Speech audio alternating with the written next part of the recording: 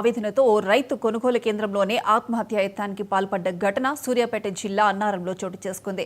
కొనుగోలు కేంద్రంలో ధాన్యం ఆరబోసి నెల రోజులు గడుస్తున్నా తూకం వేయడంలో అలసత్వం వహిస్తున్నారన్న ఆవేదనతో రైతు ఉప్పల వెంకన్న పెట్రోల్ పోసుకుని ఆత్మహత్య యత్నానికి పాల్పడ్డాడు. ఘటనా స్థలానికి చేరుకున్న పోలీసులు నిర్వాహకులతో మాట్లాడి ధాన్యం కాంటా వేయిస్తామని నచ్చచెప్పడంతో రైతు సద్దుమణిగాడు. ఎవ్వరు పోయారా ముందు ఏటవతల ఫస్ట్ కోసింది వెంకన్న ఒడ్డు. ఈ ఏరియాలో ఎవరు కోయలే. తర్వాత ఈయనకి వచ్చినాక ఈ ఒడ్డు మ్యాచర్ చూపించడానికి ఈయన వచ్చినప్పుడు ఏవో మేడం గారు లేరు. ఈయన వచ్చినప్పుడు మేడం లేదు. మేడం వచ్చినప్పుడు ఈయన తెలియదు. ఈయన తెలియక రాసి వెనకబడ్డది. కాకపోతే వాళ్ళకి తెలిసినప్పుడు ఈ తీపిచ్చినప్పుడు ఒక పాయింట్ తక్కువ మేము పెట్టిస్తానని చెప్పి ఈయనని ఆబ్జెక్షన్ పెట్టిరు.